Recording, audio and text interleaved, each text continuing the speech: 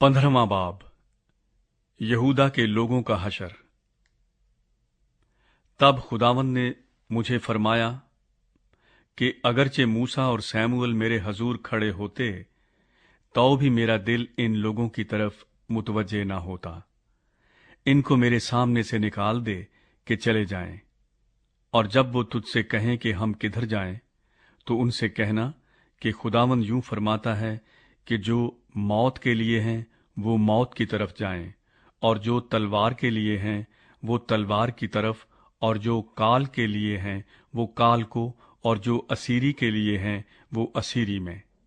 और मैं 4 चीजों को उन पर मुसल्लत करूंगा, खुदावंद फरमाता है, तलवार को कि कत्ल करे, और कुत्तों को कि फाड़ डालें, और आसमानी परिंदों को और जमीन के दरिंदों को कि निगल जाएं और हलाक करें।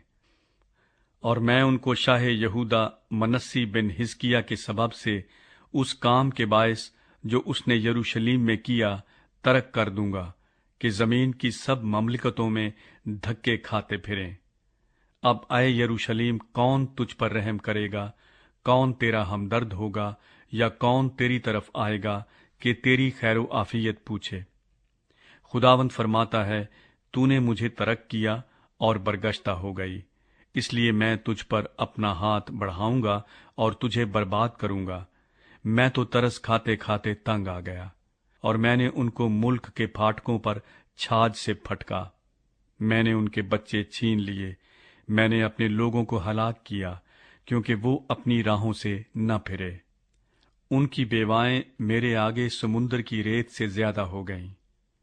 मैंने दोपहर के वक्त जवानों की मां पर गारतगर को मुसल्लत किया। मैंने उस पर नागहां अजाब व दहशत को डाल दिया।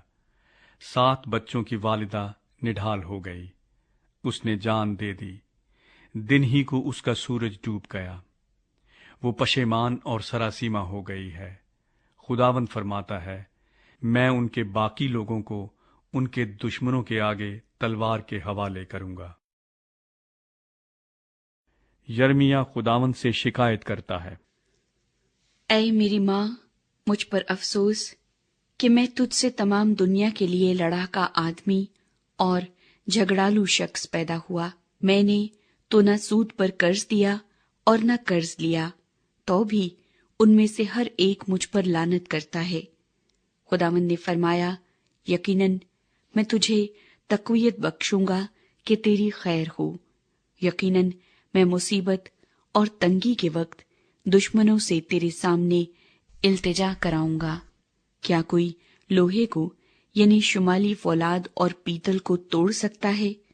तेरे माल और तेरे खजानों को मुफ्त लुटवा दूंगा, और ये तेरे सब गुनाहों के सबब से तेरी तमाम सरहदों में होगा। और मैं तुझको तेरे दुश्मनों के साथ ऐसे मुल्क में ले जाऊंगा जिसे तू नहीं जानता, क्योंकि मेरे गजब की आग भड़केगी और तुमको जलाएगी। ऐ खुदावंद, तू जानता है, मुझे याद फरमा और मुझ पर शफकत कर, और मेरे सताने वालों से मेरा इंतकाम ले। तू बर्दाश्त करते करते मुझे न उठा ले। जान रख कि मैंने तेरी खातिर मलामत उठाई है। तेरा कलाम मिला और मैंने उसे नोश किया, और तेरी बातें मेरे दिल की खुशी और खुरमी थी।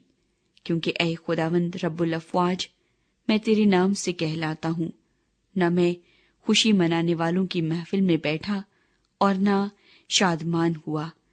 तेरे हाथ के सबब से मैं तन्हा बैठा, क्योंकि तूने मुझे कहर से लबरेज कर दिया है। मेरा दर्द क्यों दायमी और मेरा जख्म क्यों लाइलाज है कि सेहत पजीर नहीं होता? क्या तू मेरे लिए सरासर धोखे की नदी सा हो गया है, उस पानी की मानिंद जिसको कयाम नहीं? इसलिए खुदावंद यूं फरमाता है कि अगर तू बाज आए तो मैं तुझे फेर लाऊंगा, और तू मेरे हजूर खड़ा होगा। और अगर तू लतीफ को कसीफ से जुदा करे तो तू मेरे मुंह की मानिंद होगा। वो तेरी तरफ फिरे, लेकिन तू उनकी तरफ न फिरना, और मैं तुझे इन लोगों के मुकाबिल पीतल की मजबूत दीवार ठहराऊंगा और ये तुझसे लड़ेंगे लेकिन तुझ पर गालिब न आएंगे, क्योंकि खुदावंद फरमाता है, मैं तेरे साथ हूं कि तेरी हिफाजत करूं और तुझे रिहाई दूं। हाँ, मैं तुझे शरीरों के हाथ से रिहाई दूंगा और जालिमों के पंजे से तुझे छुड़ाऊंगा।